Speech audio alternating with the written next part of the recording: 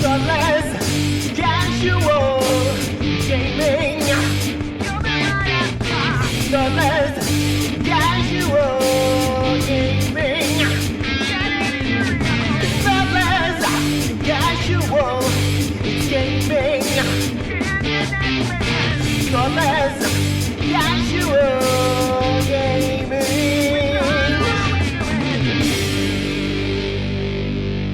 Hello, you're listening to Thoughtless Casual Gaming with Brett and Jace. We are a Geelong-based gaming podcast where we put on paint events and eventually we record our feelings about them.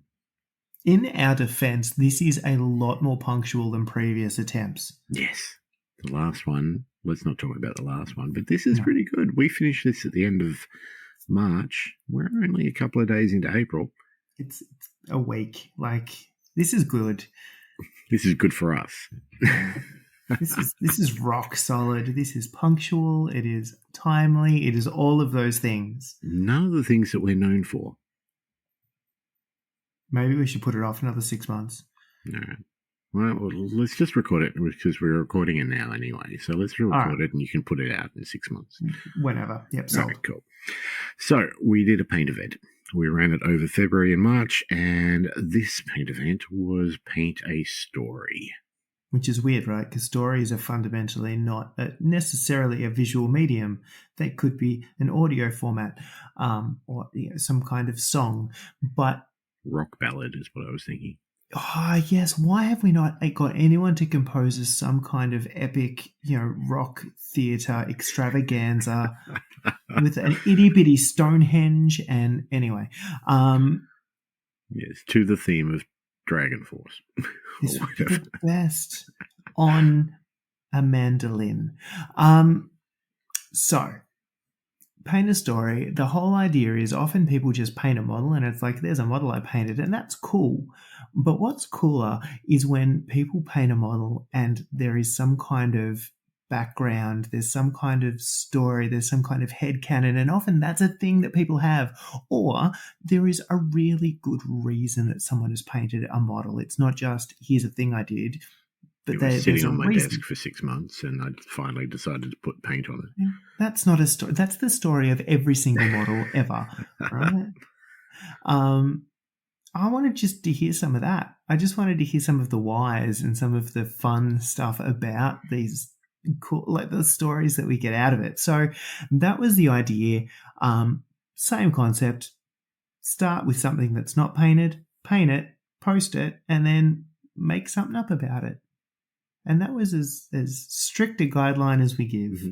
We're not going to know if what you're telling us is true or not. Just make it up. Easy. Great. So easy. We had numerous entries. So many. Which is great. We had, again, vast majority of them were on Discord rather than the Facebook event, which is kind of showing which direction Facebook is going, to be perfectly honest.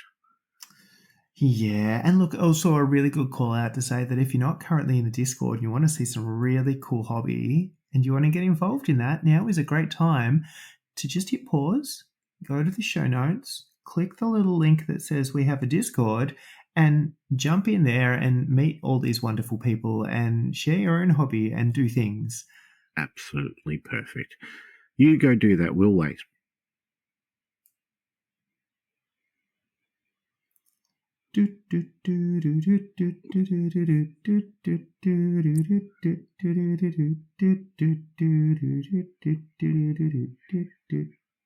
Tequila.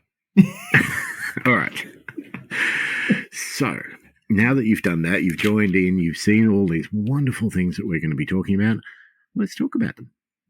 So we may as well start with Facebook because there's one there that is worth talking about. There is another one there which is worth talking about, but that's also in the Discord, so we'll cover that in the Discord. Great. But Paul Scott. Now, Paul has said that he will be painting his Bretonian Warmaster army. There is a tourney early March, so I'm trying to finish off the list. Was that for Warp Master? That was for Warmaster. Excellent. 1 general, 1 hero, 2 mages, 1 Ma unit. Men-at-Arms. Thank you. 1 archer unit, 1 yeoman unit, 2 peg knight units. It's a really peg knight. That's going a different direction for me. 1 Grail Knight unit, 2 Trebs. And so there is his little bitty models. And there is his picture of them all painted up. I'm just going to increase this on my screen because there is a lot to look at. This is a full army. Mm-hmm. So why don't you tell us the story that he's written, Jace? Okay. I forgot to post a picture of my finished army. I got these painted for a tourney at the start of March. I mean, it's a reason. Yes. I feel like we may have missed that point of the story. There is a reason to paint them. I would have appreciated a little bit more in the efforts, but you know. I mean, where's the pegging? Anyway. On the knights, I thought we discovered this. I'm just, there should be, that gives... That's how they stay so on the much flying horses. So much creative license for the story. Peg knights. These, I mean, Warmaster is slowly dragging me in. It is such a fun scale, but Bretonnians and Warmaster are an interesting concept because fundamentally the whole idea with the Bretonnian army is that every single one of those knights has their own heraldry and their own design and their own colours and their own things, right? And so the units of knights, which are most of the army, you're not painting like batch painting yellow on a bunch of dudes and brown on a bunch of dudes. You've got to paint every single one of those bastards individually. And he done that. There is a lot of colour in this picture. And the bit I love is that there is a lot of colour, but it still looks like a cohesive army. Like it's still, you can tell they're all coming from the same place. They just like to dress differently. They've all got very similar bases. It does help. But yeah, no, the colour scheme, while it is, there's a riot of colour here, it definitely looks like the same army. You can definitely see, these are the knights who say peg that you're going up against. Did you face this? I did. That was my first game. Yeah, so I remember you talking about a Bretonnian one. Drawing. Yes, that was against Foley. The other thing, like he decided wildly that for all the other rest of the army that was going to be a cohesive colour scheme, that he would choose yellow as a predominant colour for... I don't like yellow. Nobody likes yellow. Yellow's... I still haven't come up with a good way of painting yellow properly. These look good, and then like it's even hit like there's the dark red shields, but all of those have got the yellow like emblazoned thingy on the front, the little symbols and stuff that he's hit, and again at that kind of 10-15 mil scale. Bloody hell! It's not easy. God help me when I get access to a Skaven Warmaster army because I'm going to be in trouble. Kudos to like painting Warmasters scares the crap out of me, but they look so cute. And that whole army fits in a shoebox, half a shoebox. Storage, transportation, all of the things. It is so practical. I might have to get you to show me a game at some point. Let's do that. All right. No, amazing work. Looks incredible. Thank you, Paul. Thank you very much for your entry. I need more pegging stories, but that's got nothing to do with the painting. It feels like a choose your own adventure. It feels like a Tuesday. Excellent. All right. So, moving on, we'll have a quick look at Discord, shall we? And by quick, I mean long. There is a fair amount to go through. And by Discord, I mean Discord. So we have another 17 entries to get through. Strap in. Strap in. Before we get there, I do want to have a quick chat about a couple of people who entered but didn't quite finish. Brad, awesome to see you entering in. Would love to see the finished model. So we got an entry picture, but not a finished picture. I feel like life happened to poor old Brad over the last however long, but yes. It happens. It happens, and we know when we're used to it. The second person who didn't post a finished picture, but in our hobby section posted a picture of it pretty close to what I think it finished up as. And I know it's finished, but Alice. So, Alice, let me just jump out of that. I'm expanding things before I should. She's posted the Nighthawk. The little Nighthawk, yeah. It's like the models from the Underworld's team. Yeah, the lady, what's her face's morning, the scary ghost ones. Yeah, scary ghost ones. Yeah, no, she hasn't put any sort of storyline or anything when she submitted, and that's fine. But looking at what she's done a full scene. Mm-hmm. This is, not a model. This is a model on a base with a background and a starry sky and she went full Alice. Coloring. Yeah, no. Yeah. There's a level, and I think in a lot of ways, in a lot of these sort of events that we do, there's what is humanly capable, and then there's what Alice wants to do. I really like it because I feel like I haven't seen much hobby from Alice lately, and then she comes out with one of these out of the blue where it's just like, oh, by the way, I've done this thing. And she's like, where the actual hell did this come from? And it is that point that you kind of get this, like, everyone else is like going, and I'm the same. I'm like, I've got models to paint for games and hobby stuff and things like that. And she's got, no, I've got an idea. And she's looking through the matrix at what this is going to be and how it's going to get there. And no one, I feel like only Alice is having Alice ideas. And we love her for it. Like, so good. The ghost itself is incredible, but just sort of flows in so well to the background, and in her usual sort of way, all these little tufts of different coloured grass and flowers and stuff that she's done, and the little painted cobblestone path, which is just, oh, look, I know she's done more work than this. I'm pretty sure she finished it on time as well and just didn't post a finished picture. Alice, I know you listen. Please post a finished picture, because we really want to see, really want to share what this became, because it became something special. Post a goddamn picture. Yes. But also didn't finish. But also, didn't finish. Finished, but didn't post a picture. And Jace is throwing things in disgust. I'm unhappy. Yeah.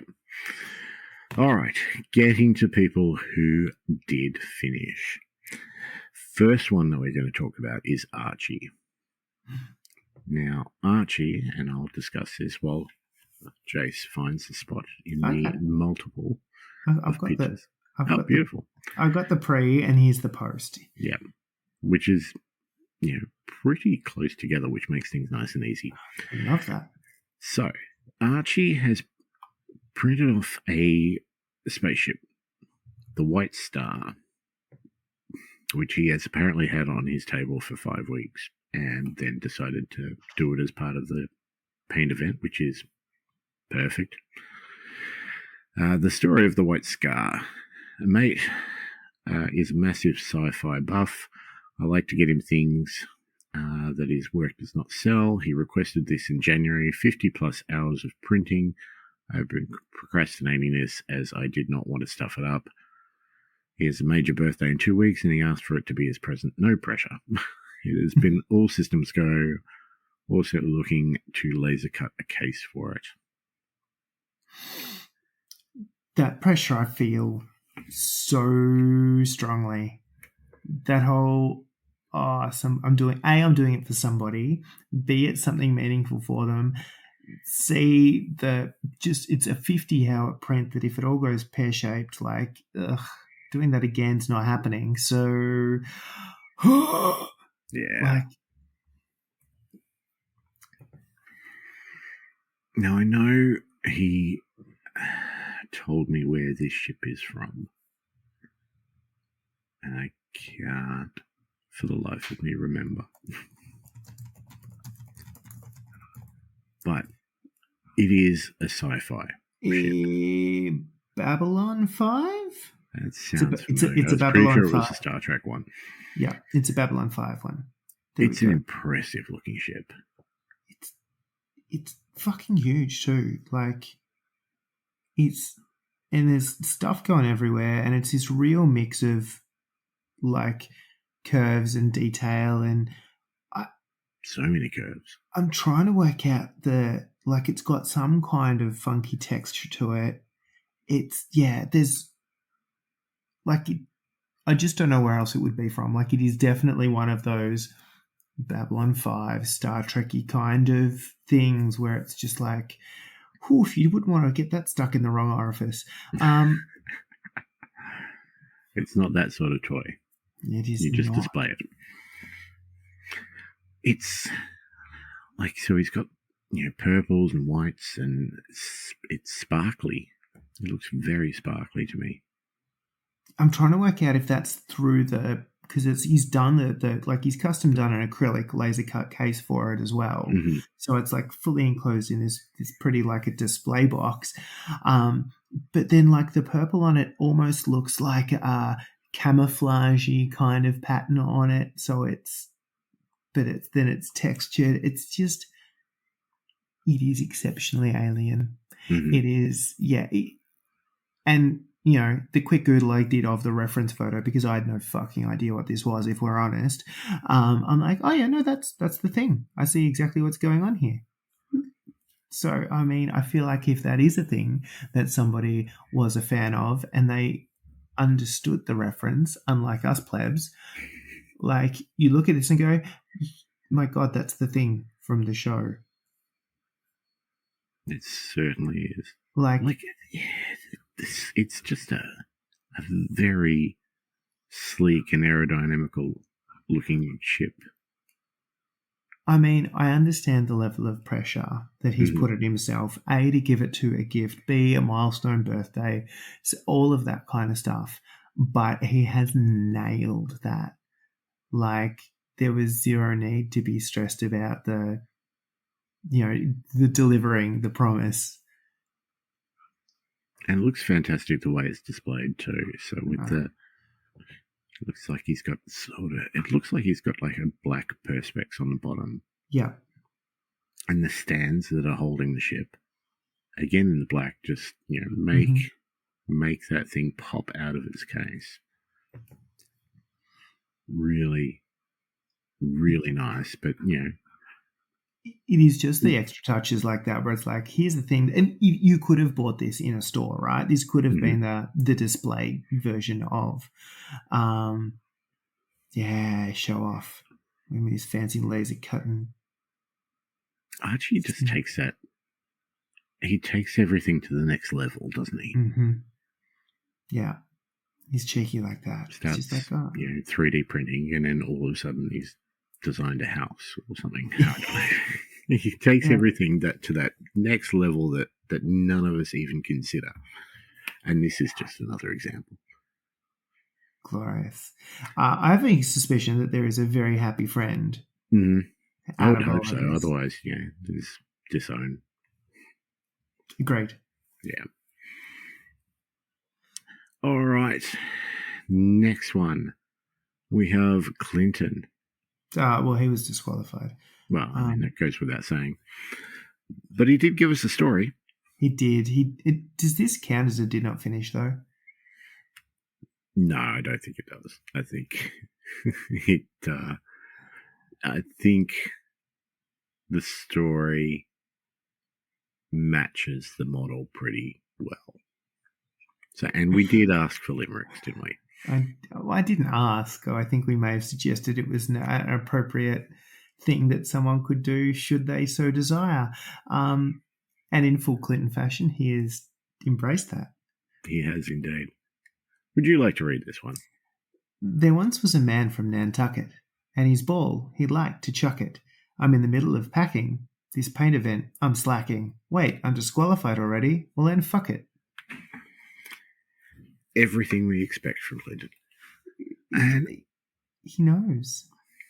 So what we have here is we have a Blood Bowl thrower from the looks of it. Mm-hmm. I'm not sure where from. I'm not sure. It doesn't matter. No, it's a different style of model, not one that I've seen before, I don't think. I have a sneaking suspicion it's a Hero Forge, but that is just a guess. Mm-hmm. Okay, no, that could work. And in true fashion and sticking with his limerick, so he's posted a picture of it printed. Mm-hmm. But the final model is painted. He has intentionally drawn a line down the center of this model and painted exactly half of it. He's flocked half of the base. There is just cheeky motherfucker has just gone, oh no, I can play this game too, and given us a complete model that is incomplete intentionally. He's playing the game. I love what he's done with this. I mean, first of all, it's yellow. Like that jersey's yellow as well. Mm-hmm. But the contrast between the undercoated, it looks like it's zenithal as well. Yeah. Side. You can see it's literally he's primed it. You can see the kind of where the rattle can or whatever is kind of left that speckling on one side, and he's literally just all the way from the top of the head down the face, down the bloody shirt. One leg is painted, one leg is not, and then just the line down the middle of the base where one side is flocked, half a base rim is done. Like he's done half a victory lap on this motherfucker. And half that he's done is incredible. Like that eye. He's dotted the eye. He's done all the highlights on all the pads and stuff in his pants. He's, highlighted the hair. It's, I mean, we know Clinton can paint. We know most of the people in our Discord can paint really well. Everybody's painting better than me. Like, let's just put it out there right now. Even Clinton can half paint a model better than I can fully paint one. So intentional. I fucking love it. Oh. And it's so Clinton. I just love this model. I really do. I think it's such a cool idea. And he's done it, and yet it's right down the middle. Half the nose isn't painted, half the mouth isn't painted. And the other half is like highlighted and shaded and all of that stuff. It's cheeky bastard. It does look like he's painted the complete codpiece, though. I mean, how could you not? Yeah. And again, that totally suits Clinton, doesn't it? Absolutely. I've thought of him as a total codpiece before today, and I'll think of it after. It's glorious. That's so good. I giggled so hard when that came up. Me too. Yeah. I mean, this event, like, I loved the theme, and we got some amazing stuff out of this event. Just having those stories, like, just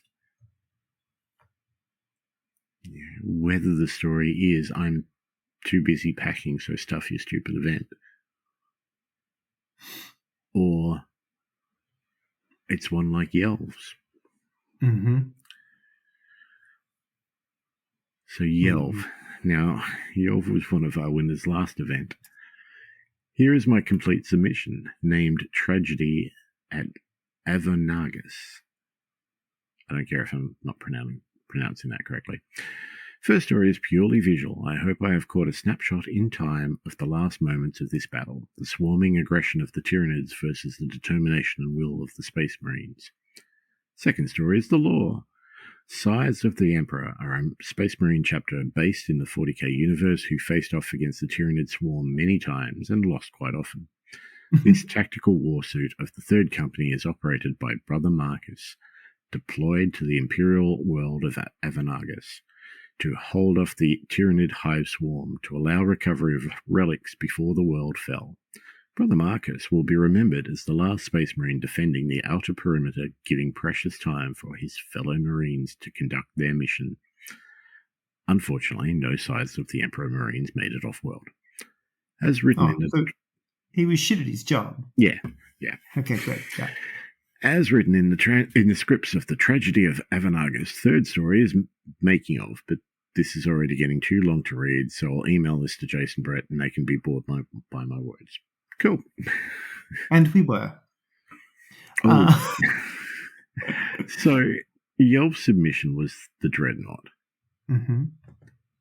And he has turned this into a full-on scene with fire and, three or four Homer gaunts. Yeah. Well, that big one, that looks like a bigger thing. It could be a warrior. Yeah. It could be, but you've got the exosuit guy. I don't know what they're called anymore. I'm not going to pretend to understand what Space Marine called things anymore. But either way, there's a dude in a yellow exoskeleton giant suit thing. Again, the yellow. What the fuck is with yellow people? Primaris Invictor Tactical Warsuit. Yeah, that dickhead. So there's that guy. And there's a guy, he's painted in yellow inside the bigger guy. He's painted in yellow. And he's flaming some dudes and some other little guys are jumping at him. And he's got one guy he's caught trying to jump at him and he's squishing him in a fist. Like, there is so much going on. There's itty bitty little guys running around trying to nip at his ankles. There's Ripper Swarms. There's a lot of detail on the base. You've got this yellow tactical suit, half sort of dreadnought. I think he's missed the opportunity here, though, of having some sort of get away from her, you bitch moment. You stick a couple of, Not everything is an Alien reference. It looks like it. Stick a couple of, forklift things on there and you're good to go. Yeah, that's what you got. Yeah. No, it's beautiful. The Tyranids are all in action. They're all trying their absolute best here. There's a real sense of, but I think you get a real sense of the momentum, which is really cool. Like between the leaping guy at the back, the kind of dashing guy at the front, the little rippers nipping his ankles, the one that he said, I think he's caught it midair. It's done the big leap and he's just gone, nah, I'm having you. And then the backwards of the bigger warrior dude getting flamed, where it's hit him and it's kind of pushed him back as well, and he's doing that, my tummy. Like that sense of just movement. So that point around trying to capture a point in time, I love. It's just beautiful. Paintwork is incredible. The flames, they look like flames. I can never get my flames to look like flames. I also really like that there's a lot of yellow in this, right? So you've got a lot of yellow marine, and then he's shooting yellow flame at Tyranids. But there is a difference between the yellow of the paintwork, the yellow of the flame, and then the glow of the flame on the yellow paintwork of the knee pad and stuff as well. Like, I would have been nervous doing that. Just going, how can I make this yellow look different to that yellow to look like it was appropriately lit by this other yellow? And the ground around there is more yellow than anything around it. Mm-hmm. He's captured all the aspects of this scene perfectly. Yeah, he's fucking nailed it. And then you get back to the detail of like the actual suit with I don't know whether it's free-handed or decaled, where he's got the little like chapter numbers and the bits on the purity seals and like all of that stuff that he's got. This thing has 3 purity cells and it still couldn't manage to get off the planet. Not pure enough. Or too pure. I'm not sure.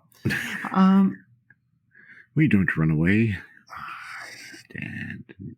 But again, the other thing I love is, I mean, it's a yellow Space Marine, and I've seen yellow Space Marines painted like they were bright as fuck. Mm-hmm. And this thing is not new.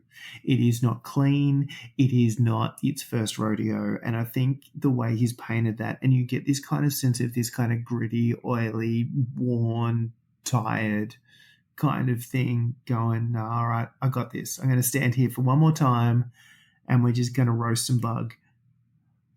There's a difference too in the yellow of the suit and the yellow of the marine armor as well, from the looks of it. Just trying to see from different angles here. All right. Because he's given us a number, which is lovely. Points to him. Yes. No, it's just a gorgeous piece of work. So much going on. I love it. So much. Every time I look at it, I see something else. Yeah. There's a little ladder type thing on the floor. Yeah, he's walking over some ruins of something that hasn't survived. It's got things going on. You got little. I really enjoy the little tiny, the ripper swarms just kicking around his ankles. I'm like, what are they doing? They're not doing anything, but they know we're going to have a go too. They just look like disembodied heads of things. And I've just noticed more pictures. This is great. Oh, so good. This is a lesson for others. Give us all the angles, people. I mean, I love this little Tyranid in his hand. Yeah, I have the close-up. Still reaching out, trying to get to him. And has he got like a little slimy mouth bit? He's got glossy little black talons. Mm-hmm. Like, again, just the difference in finishes as well. Some stuff is matte, some stuff is gloss. Like, it tells more of that story, which I love. He's done very good. Yeah, and it's very, very easy to see the different sides. Mm-hmm. These are good guys, these are the bad guys. Well, that's a perspective thing. Well, I didn't say which one was which. Awesome work, Elf. It's excellent. All right. Moving on, we have Josh. Josh has a story. Yeah, and it was good because it was appropriate for the month. Yes. We ran this over March, which Josh's story is about March. Because he marches on. He marches on. He marches on. He doesn't know where he marches or why he marches. He's not aware that he does not know these things except for the part that does. He feels nothing for the people that stand across for him until he feels hatred and bloodlust. He doesn't notice that change except for the part that does. He sword crashes down an opponent with unmatched fury. He doesn't notice the fresh corpse laying at his feet except for the part that does. He marches on. He marches on. He marches on. One small part wonders why.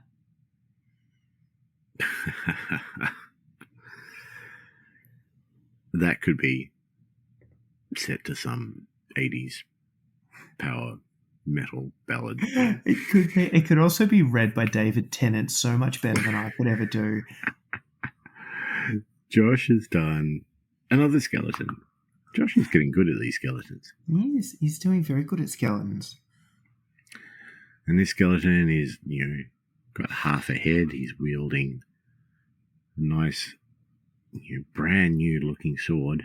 Is it one of the Underworld's ones? It might be one of the Underworld's ones. I think it might be. Yeah. Yes, he's got a very old sword and a very old shield and Very old pants. very, very old pants. They're flowing. It could almost be like half a kilt. Plausible. Flowing in the wind. And he's got a bit of a fur coat going on as well. I mean, it's chilly. Yeah, it is. Chills him to his bones. I love what he's done here with the pants, cloak, whatever's tied around his waist that's flapping around in the wind. It's this beautiful colour. It's a real glorious kind of bluey purple, like traditional, and then it goes through to this kind of pinky, reddy kind of like, but it beautifully transitions from that to the other, and this really interesting play of this is shadow. It's not quite natural, but it's very effective. It does a lot, and then he's matched that with the kind of pink in the eyes that are doing a bit of a glow. And there's an interesting tie into because it goes to like this real dark bluey purple, but then he's done the shield blue as well. So you get this really interesting kind of play between the blue and the pink in there as well. Very clever. There's a real light blue for the shield and very battered look as well. So I can't really tell from the angle, but it looks like if you had, I'm just thinking, for me, some of these sort of ideas, but like that, he's got the brassy bronze color of the metal of the shield, and it's like painting that blue on, but just not painting it on fully, leaving sort of scratch marks and stuff like that. How he's done it is awesome. It's really clever. I also really like he's done like this kind of grey rocky base steel, right? But he's got this real, like between the blue of the shield, the blue in the shadow of all the cloth, the fact that the pink it goes into isn't a super reddy, vibrant pink. It's kind of desaturated. It just lends to the whole lot feels cold. And you get this real sense of this isn't a warm place he's in, which is appropriate because he's wearing a bit of a fur cloak. But I just think the colour choice there is really, like, it gives you enough variation, enough interest, and enough stuff to go, there's different colours. It looks, interesting enough to look at, but there's this entire temperature shift where everything is just slightly colder than everything else, than it could be. And it just gives this real sense of environment that I dig. I also love the fact that he's got half his head missing. I mean, is that the bit that wonders why, or is that the... Maybe. I love this model, and I love the story, and I love how well the two go together. I think Josh has done an incredible job here. Yeah, it's a really good example of how you can just take something that could just be a model that you batch painted the shit out of, and you just give it a little bit more love and a little bit more, like, he's now got character. There's now a reason for him existing. There's now all that kind of stuff, which is super fun. I want to know if he works out why he's doing what he's doing. I mean, he's got plenty of time to find out. I mean, he's not going anywhere, right? Nah, exactly. All right. Moving on from Josh, we have Lewis. We do. I'm not qualified to speak about this. All right. So Lewis has done Gwenpool from Marvel Crisis Protocol. And he's like, okay, here is my Gwenpool. My story is a bit different to everyone else's, but I feel a character whose superpower is awareness that they are a character is fitting. This model is for Marvel Crisis Protocol, which was the first box I picked up when I decided I wanted to get into miniatures, and I feel it has been one of the best decisions I've made for improving my mental health, which, kudos. Yeah. We have spoken many a time on this podcast about mental health and the practical effects that hobbying can have on that. Mm-hmm. On that note, reflecting on this has made me even more aware of the contributions that Jace and Brett make to improving the mental health of others. I should have read ahead. Anyway, not just through awareness and charity events like WSS, but just the community you guys have put together, the blood, sweat, tears, and other fluids put into organising events. Mainly other fluids. Yeah. That's So many. Yeah, you guys didn't eat the chocolate last time, did you? So I guess my story is the story of how much of an indirect benefit this community has to people's mental health, and I hope this story continues for a long time to come. That's beautiful. Motherfucker. And does fit the model completely, because Gwenpool is... I'm not sure if you're aware of the story of Gwenpool. Bits and pieces, not enough.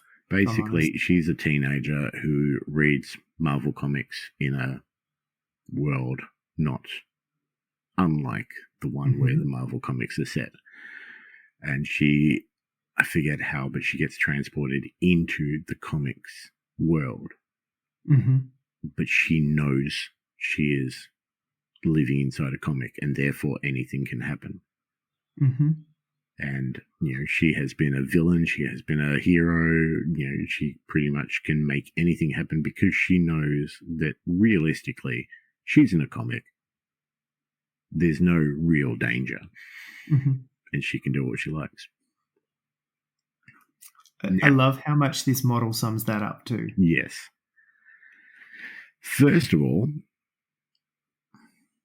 that is an impressive model. I'm just going to... Excuse me while I grab my Gwenpool model from 2 seconds away because it is not finished. Yes, mine is somewhat different. Mine has not come on a motorbike. Oh. There's some stuff going on here. Jeff is in here. She's riding a motorbike by steering it with one foot and the other foot on the end of the motorbike. Yeah. She's got a big old rocket launcher and a gun. Can we just clarify? It's a machine gun motorbike. Yes. It's not just, It's popping a mono, so she's up on one wheel. She's surfing this motherfucker. She's got a rocket launcher in one hand. She's got an Uzi in the other. There is so much going on. There's a face on the rocket in the rocket launcher, which looks very similar to Jeff's. Jeff's got his tongue sticking out as he's leaping from the motorbike on the end. And she's so fucking happy about it. This is incredible. You talk. I will look up this model because this is definitely not the one I have. Someone's upset. There's a better one. Malibu Stacy has a new hat. I know. But she has a new hat. Yeah. This is so firstly, it's a gorgeous model. Secondly, I've seen this in the flesh at Seaview the last couple of weeks, and it's so good. And it looks so good on the table. But I don't know when Lewis got this good at painting. He's always been good. Mm-hmm. Like, there's always, but I feel like every time I see something, it's leveled up. And that's upsetting. But he started off better than me, and now he's better than he was. And he has been banging out Marvel stuff like a fiend. Like, every time I see him, he's painted something else. Mm-hmm. This is a really good example, I think, of the style that he's kind of developing, though, where it's this kind of, it's not 100% focused on perfect blends. It kind of has a comic booky, cell shaded feel to it, and I love it. It's so brave. It is so bold. It's so unapologetic, but it reads like it's so clear what everything is. I think he's still nailing things like light sources and highlights, and like the non-metallic metal he's doing on like the front of the forks and through the disc brakes on the back and that kind of jazz. Like there is just this world of detail. I'm trying to work out whether one side of the rocket is kind of sourced, like lit from something. It does look brighter. Yeah. And whether that's just sun or whether, I don't know, but it's such a clever. There are so many really good choices in this. Just between the color combination of the bike matching a little shirty outfitty thing, and then the different choices of the metal, like tones for different metals. So the bike has this one steel, but one side of the bike is brighter than the other. Mm-hmm. So again, it gives you a really clear choice of where the light's coming from, and it's coming from the side that hits her face. Brilliant. The spokes of the bike are a different material, which kind of are closer matching to the rocket launcher piece. There's just the smoke. Mm-hmm. And there's so much of that. Yeah. And there's the smoke like has a bit of a blue through it, which is kind of really cool. I don't know why, but it doesn't matter because it's a cool effect, and it just is this really kind of, again, really just brave choice that works. Yeah. And it works, I think, because he is just going, no, I'm doing it. I'm just going to go all in, and it's the confidence that pulls it off. But even stuff like the highlighting on her legs, which is skin colored, and skin is always a prick to do. Mm-hmm. But you can actually see like the different sort of muscle zones and areas on her leg that have better highlighting, and there's some texture to it as well. It's not just here's a flat leg and the top bit's a bit brighter than the rest. Mm-hmm. Yeah. Like everything he's done here is just spot on. Just it's captured the character, and the expressions and the paint job that he's done. Jeff just looks perfect with his little tongue out, and he's got the biggest grin on his face, and his blue contrasts with the pink and the skin tones and all the rest of everything else. But he's done the white on Jeff as well, and the highlights on him, highlights on the bike. The bike obviously belongs to Gwenpool. Mm-hmm. This is something she's had. She's used to it. She knows exactly what she's doing. She's riding it like that because she can. She knows that nothing's going to happen. And, she's going to kick this bike off at one point, and it's going to go slam right into the head of whoever she intends it to hit with it. The colors are perfect too. Like they're spot on for the uniform that she wears. And incidentally, she is not a Deadpool character. In fact, she hates Deadpool. But her name is Gwen Pool with an E on the end. And then when she went to get her costume, she told the costume designer that her name was Gwen Pool, and he did her up this Deadpool type costume. But the white on it and the pink, they're highlighted perfectly, and you can see the different shades. It's not, everything looks fantastic. I'm guessing this is a 3D print because it's not the official Crisis Protocol one, unless they brought out a new box that I cannot find via Google. But it captures her perfectly. Her expression on her face, the expression on Jeff, everything about this screams for the character. And yet he is... It is the C27 Studio Sculpt, yes. Yep. There you go. He is really... Lewis's painting is just incredible. And every time I see him do something, it feels like he's leveled up. And as I said, it is intimidating, and I don't like it. Yeah. And I was having a long think this afternoon about that's dangerous. Playing a bit more Marvel, Now we come and talk about this. And He's been playing a bunch too. There's been Mm. some games going, and there's been a lot of very pretty models hitting the table. There's a couple of events coming up too in Geelong for Marvel. Also accurate. Yeah. Awesome work, Lewis. Really, really incredible work. All right, let's move on before I cry. All right, the last one that we shall talk about tonight, because otherwise we will go way too long, and nobody wants to listen to another 2.5 Us at 3 all. hours. Well, If we're yeah, honest, nobody's listening anyway. So, Evil Jez. Now, Evil Jez has done. I've got to find the before picture to remember Yes. what the fuck it is.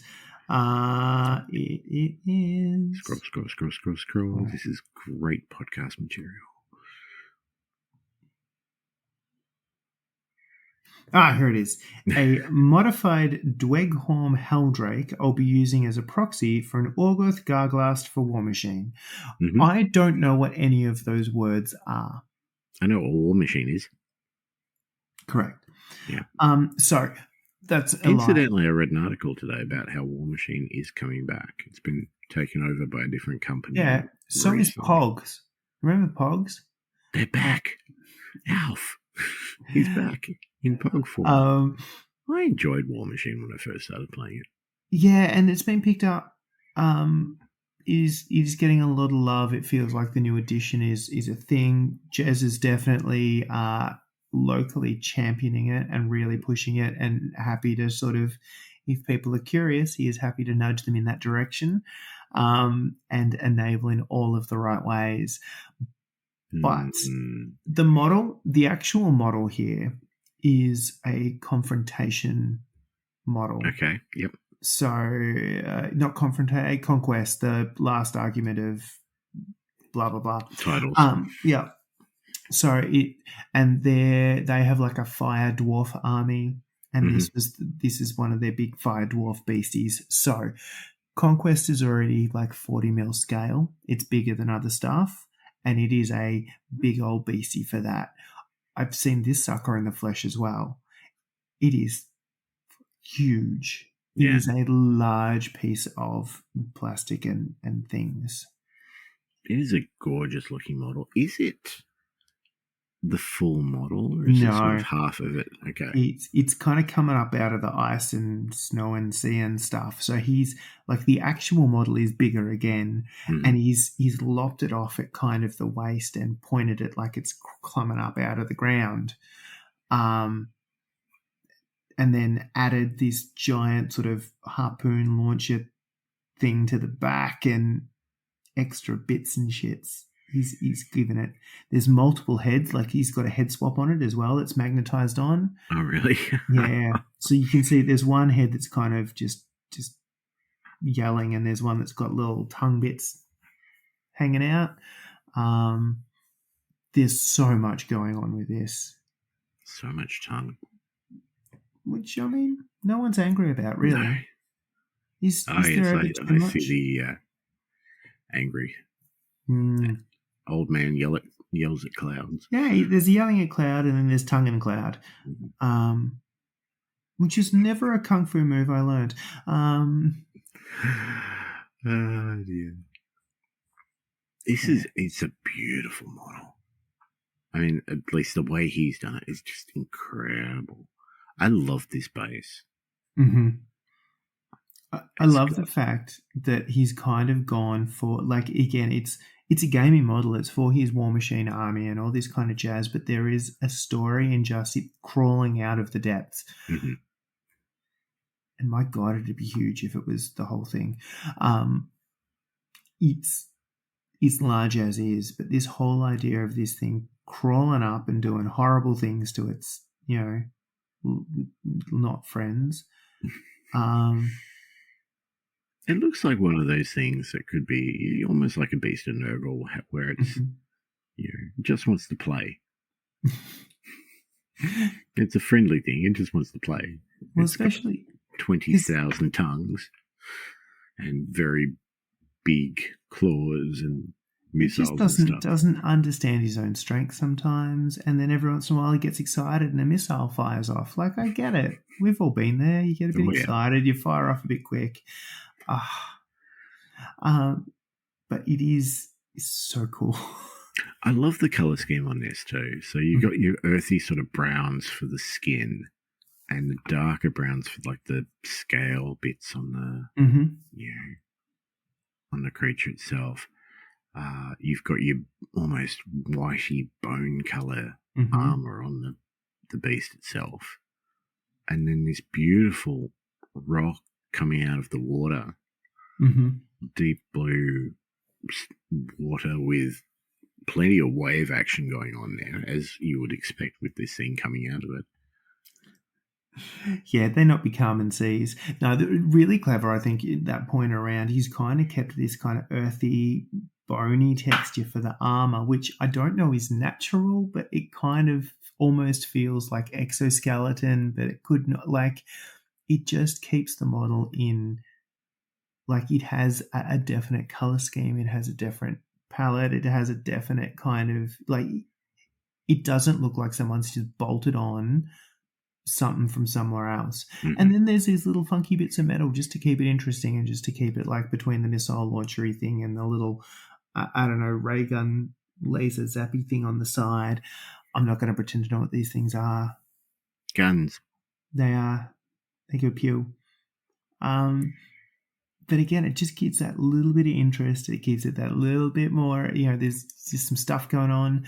The tie-in of the base rim is orange, and then he's got these little bits of orange kind of tying into other bits, which is very clever as well.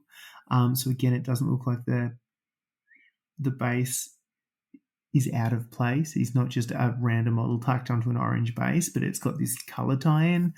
Yeah, very clever. There's not a single color here that looks like it's out of place. Nah. And even when he's gone for like the lighter blue in the ray gun bit on the side, it works because it's not this giant primary vibrant ass blue. Like, it's got, there's a lot of thought put into it. Look, Jez has been hobbying for a long time. He knows how to do some things. This is another demonstration of how to do things at an exceptionally large scale. I cannot emphasize how large this bastard is. I have not seen it in the flesh, but it is, the pictures make it look huge. I also love the fact that his final model has the tongue variant. Yes. But also, like, the effort that you need to go into to do multiple heads on a thing and paint them so they all match, and then you can pull one off and put the other one on and everything lines up and you don't get it. I'm not doing that. I am literally never doing that. It's beautiful. Shall we also talk about his Marines? Yes. I kind of want to do this. I kind of do too. So he's also put on an extra little bit, which are crayon Marines, which is basically use as many different colours and combinations as you can so that it looks like a box of smashed up crayons. So apparently this was a thing out of the most recent Space Marine game, because one of the things that you can do in the little colour scheme editor is just go fucking ham. Oh yeah, you can absolutely make any colour you want. So apparently that somebody did that, somebody got upset, and so they named it, and it became a bit of a thing. Somebody got upset? Of course they did. Doesn't sound like an internet thing. Fuck me. So this whole concept, and then they gave them, a legion name. So you got the Crayon Eaters, and then someone started drafting lore, and it made it to Reddit, and off you go. But as a concept, the idea of I am going to take this thing, I am going to paint every bit of it a different color, and I'm going to make it somehow look good, that is brilliant. Mm-hmm. Also talking to him, because again, I got to see these in the flesh, and they are pretty. He kind of took it as a bit of a challenge to go, right, well, I don't know what the whole model's going to look like, but I can make every single panel as good as I can make it in whatever color I decide to paint it. And the next one will be a different color, and I will paint that as good as I can paint it, and use it as an exercise to practice blends and freehand and all these little things that you sort of go, oh, I'm never going to do that on an army. But Space Marines are such a good blank canvas to do that on. Mm-hmm. Very clever. This is the thing. I would get so incredibly bored painting a Space Marine army. Mm-hmm. I have started it in the past, even like not a Space Marine. I've started painting a Chaos Space Mm-hmm. Marine army, which admittedly have a few more details and bits and pieces than a normal Space Marine army. I still got incredibly bored. But Space Marines are one of those things that if you've got a handful of them lying around, they're a great thing just to have a bit of a lazy afternoon and just muck something up. You want to try something, they're excellent for that. And you not only, if you want to try like a color scheme or just paint one thing for funsies, they're great. Mm-hmm. If you want to try a technique out as well, it's just they've got just enough detail that you can. They've got enough flat space and stuff that you can. They are a really good blank canvas for doing stuff with, Mm-hmm. and it's really fucking frustrating that is the poster child of Games Workshop, and they have such a good place, and they're so goddamn fun to paint if you do one. Yep. Start batch painting them. No, that's when you bit just of a different story. Rushed. Yeah, I love these guys. They're so cute. so good. Well done, mate. Well done. Mm. All right. As far as the paint event, we will leave it there. And We have more. We have more. We've done half. We've got another, a heap of people to talk about, which we'll do next episode. What that means is there is still time to bribe us for Final decision has not been made yet. Yeah. Just saying, just putting that out there. Mm-hmm. All right. But what that does tell me is that it's time for me to open the right window, step number 1, and then do this.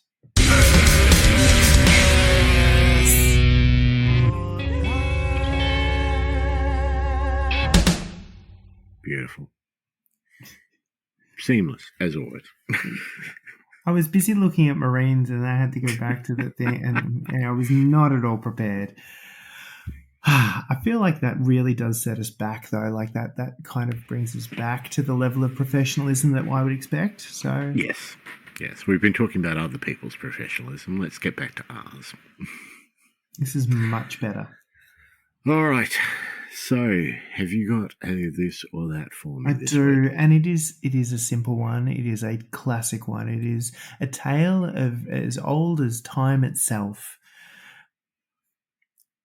Rolling Stones or Beatles, I feel like is a divisive, and you're not allowed like both. It's not an option. The entirety of humanity needs to pick a side. Mm-hmm. Okay. See, the problem with these this or that's that we have run into is I don't know that we've agreed on one yet. Well, stop being wrong. And I'm pretty sure that trend is not going to be changed in any way, shape, or form. But my choice has got to be Beatles. He's chosen correctly. Oh, good. God, you scared me then. That was more surprising, if I'm honest. Yes. I just feel, for me, the Beatles have had, you've got your different aspects of their career, but when they weren't afraid to try things. For me, a lot of the Rolling Stones, we're talking musically, not ingesting. Agreed. Yep. For me, the Rolling Stones always kind of sounded very similar. There are a couple of tracks which I really don't mind at all, but I don't know that I've ever reached for a Rolling Stones album to put on. I've absolutely never. I have Beatles songs in some of my greatest song of all time lists. I really like with the Beatles that there is this kind of journey through time. You watch them grow, you watch them progress, you watch them try things, you watch them and I love the fact that worked for them as well, and they kind of had success through that entire thing, because I feel like it's often a thing that is not an option anymore. No. Like there was a point in time where that was a thing that you could do successfully, and now is not that time. It's like David Bowie is the other one I think that you could say like really progressed and changed musical styles and all the genre transcending. Yes. Also, Bowie, I'd even go further than the Beatles. I think he just. I'm a huge Bowie fan, and have been for a long time. And his just, you can pick up one album and then pick up the next one, and it's a completely different experience, but yet still him. Whereas the Beatles, for me, tended to. They had point A and they went to point B, and it was a steady progression with their experimentalism and all the rest of it. Whereas Bowie was like, you know what, this industrial music's pretty good. I'm going to try that, and let's make a pop album now. And it's that was next level. But I mean, I just feel like, again, it was so brave. It was so brave for the time. They continually, like, as a band that just continually challenged what was considered acceptable, and then people would go, "Oh no, that's acceptable now." They go, "Right, we'll stop doing that and we'll do something else." And then voice Thomas the Tank Engine. As an aside, the Prince guitar solo on the live tribute version of While My Guitar Gently Weeps is amazing, and everybody should experience that if you haven't. But Rolling Stones, they get such a big... And again, I get it's a point in time, it's a point in history, it's this piece where they did challenge a lot of kind of what was considered acceptable and normal. But musically, I just never really gelled. And they never really changed. There are a couple of tracks, again, I can listen to. One I can actually think of right now. They just don't die. No, I think that's the Rolling Stones' claim to fame. But I feel like that's not a claim. Like, stop it. Do something. I don't know. Like Keith Richards, he's the physical embodiment of Mr. Burns. Oh, he is. Where he has everything under the sun, but they've all sort of stuck in the doorway.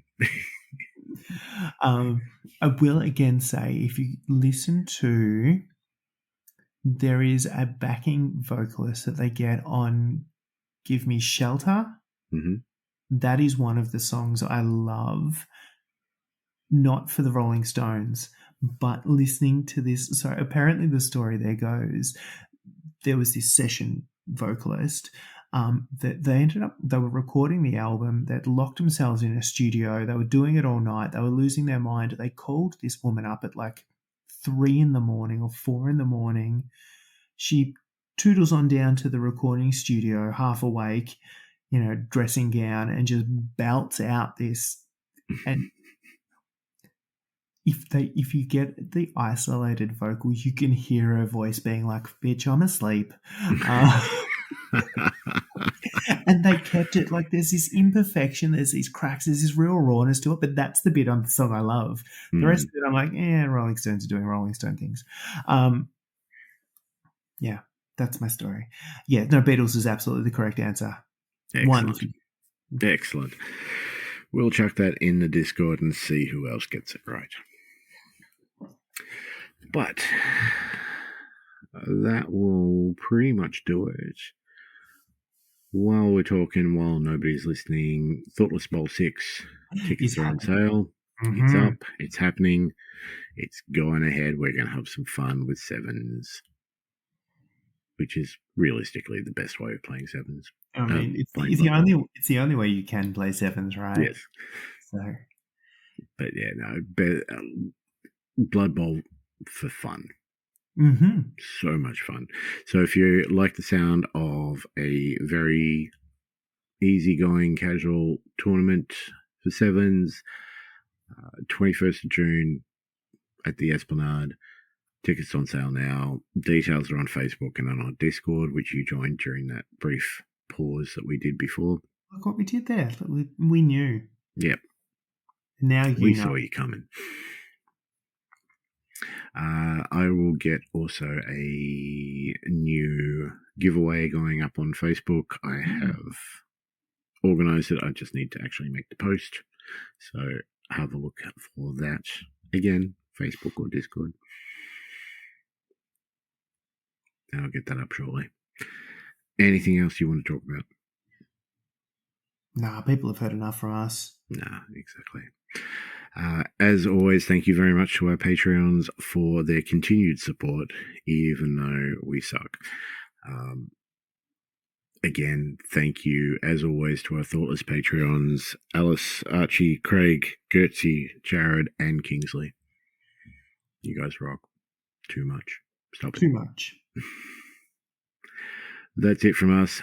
Next episode will be the continuation of the paint event. And it won't be 6 months away. No. No, it might be 7. Laters. Not 6.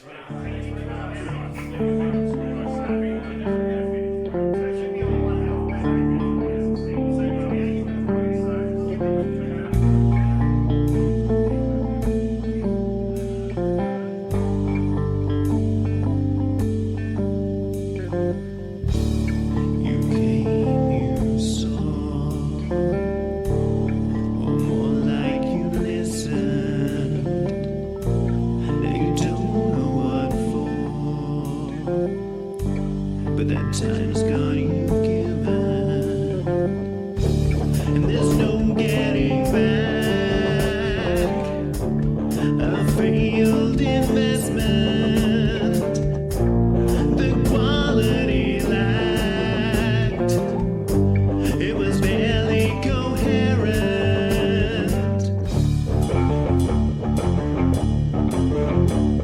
And just like they gave, it's all in the name.